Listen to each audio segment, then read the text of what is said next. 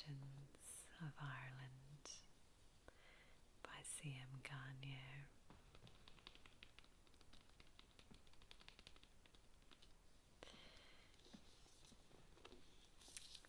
You might recall that even though the book looks quite long, it is actually broken up into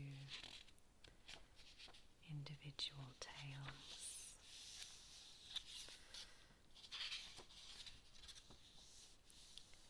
And we've read the first two, the white trout and the speckled bull.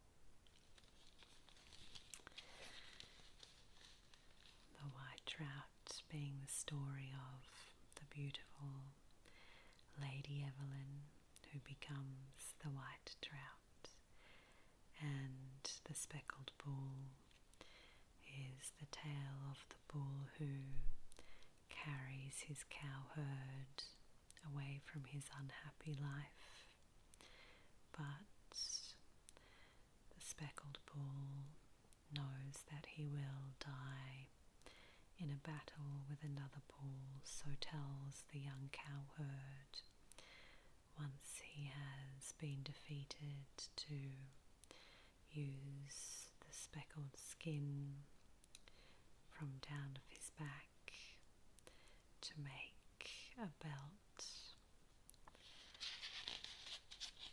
And now the third story is called The Cowherd with the Belt of Skin. So I think we can safely say that it is a story that follows on from the tale of the speckled bull.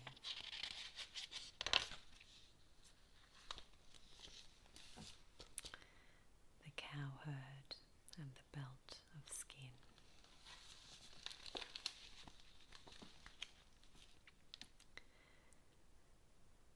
After losing his friend, the speckled bull, the cowherd went looking for work in the countries of the west.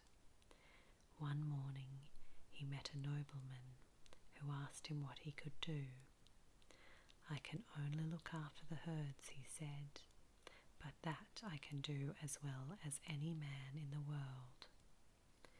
"You're just the man I want," said the nobleman. "I have 3 giants for my neighbours. Every one of my cattle that happens to wander on their land they keep. I can never get them back. You'll have to be watchful, you understand?" "Yes, my lord. I promise you I will keep my eyes open."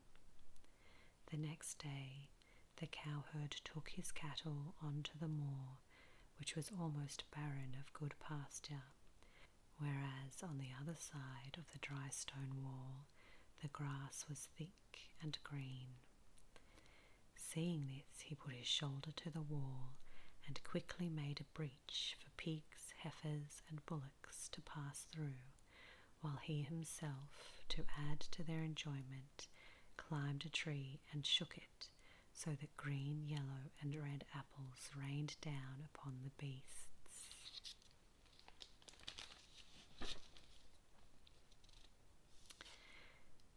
At this, a giant appeared and called out to him in a rather jeering manner, "Come along, you. You are too big for one mouthful and not big enough for 2, and I'll manage somehow. Come and try out my teeth." "Don't think yourself too smart," retorted the young cowherd. "I might come down too quickly for you." Without bothering to reply, the enraged giant encircled the tree with his brown arms and tore it out of the ground. "Speckled belt, come and help me," cried the cowherd, thinking of his friend.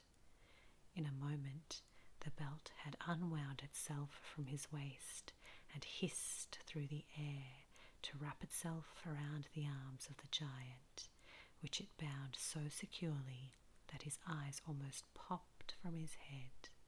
"Enough," he cried. "Tell me what you want, and you shall have it, however difficult it may be." "I want one thing only, the sword which you keep underneath your bed." He followed the pinioned giant who, on their arrival at the gate of the castle, quickly brought him the magic sword. "It can cleave the hardest and knottiest oak," said the giant. "I know nothing harder nor knottier than yourself," replied the cowherd, and with one blow he struck off the giant's horrible head and sent it rolling 40 feet away. The next day the cowherd made a second breach in the wall near the second castle and drove the herd through it to feed on the rich green pasture. He himself climbed a plum tree, whereupon the second giant made his appearance, purple with rage. "Speckled belt, come and help me," cried the cowherd. The belt obediently unwound itself and bound the giant so tightly that his arms were ready to crack. Mad with fear, he promised the cowherd whatever he should ask for. "Just to lend me that old sword which you keep beneath your bed," said the boy casually, and when he had this one, which was sharper and stronger than the first, he sent the second giant's head rolling twice as far. On the third day, the cowherd moved his beasts to the very gate of the third giant's castle. This giant was bigger, more horrible, more fearsome, and more furious than the others, and as soon as he saw him, the cowherd cried, "White belt, speckled belt, come to my aid," and immediately the two thongs began to unwind. They hissed through the air onto the monster's shoulders, where they bound him so tightly as to make his eyes pop out of their sockets. "Spare my life, and I will give you whatever you ask," cried the giant. "Oh, just lend me the rusty old sword which is under your bed," said the cowherd, and as soon as he had the most powerful sword, he sent the third giant's head rolling 3 times as far away as the others. The coopers spent the night making more buckets and pails in which to pull all the milk that the cows produced. The cowherd's master was pleased and satisfied, for now he could call the giant's domain his own. But a new concern was his, for the time was ripe for the fiery dragon to reappear. This happened once every 7 years, and if the dragon did not find a maiden left on the beach as a sacrifice, he would cause the sea to rise, drowning herdsmen, animals, pastures, and people, and would burn down cottages, houses, and castles. When the day of the dragon's return arrived, the cowherd asked his master permission to go down to the beach. "What are you going to do?" was the reply. "There will be so many people, so many gentlemen, so many labourers, horses and carts, that you'll risk being trampled underfoot." The cowherd said nothing, but ran to the first giant's castle, where he donned the dress of a fine gentleman, seized the sword, and made his way hastily back to the beach. The monster had just emerged from the waves and was coming over the beach towards the stake to which the king's daughter was bound. The young gentleman barred his path, and the bitter struggle which ensued went on until sunset. The dragon, torn and cut like an ancient tunic, crawled back into the blood-red sea, howling that he would return the next day.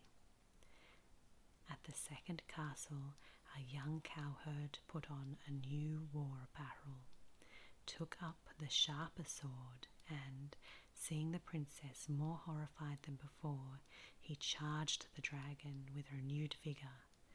This time, the monster, which had yet not recovered from its wounds of the previous day, defended itself feebly, and at midday broke off the fight.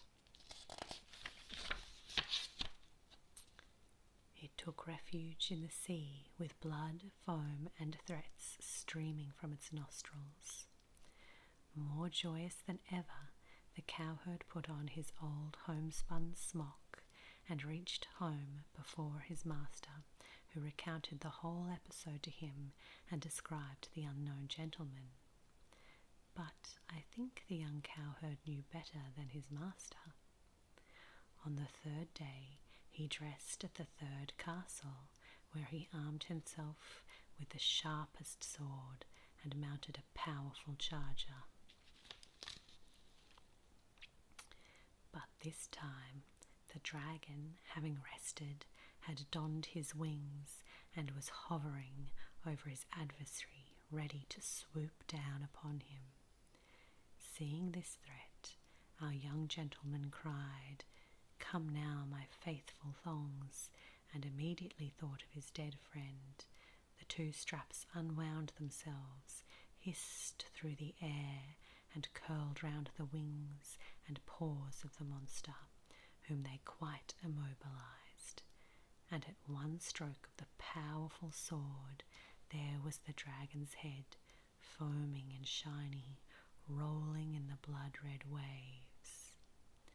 The watchers cheered madly. They surrounded their hero and wanted to keep him there, but he opened a way for himself on his prancing steed. The princess was freed. She ran to him and succeeded in holding one of his spurs and pulling off one of his boots.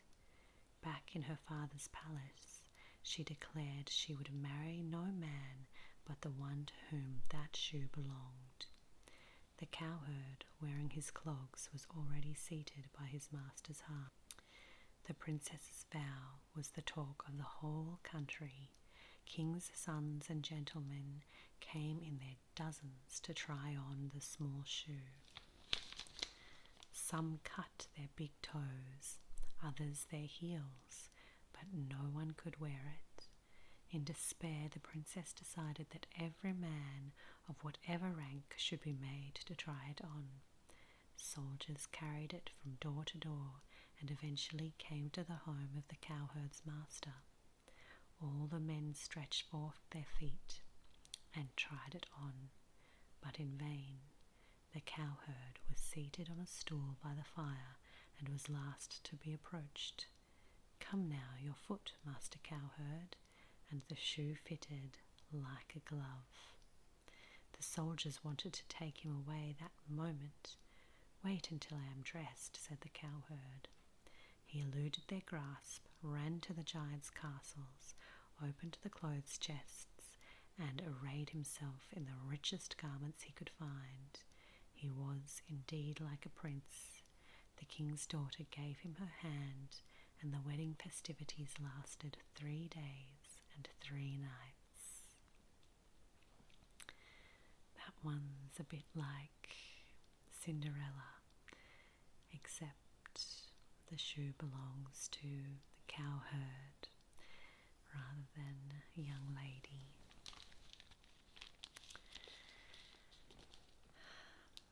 Well, I think after finishing the story of the cowherd who had such a good friend, the speckled bull, it's probably a good time to just close your eyes. Close your eyes. Close your eyes.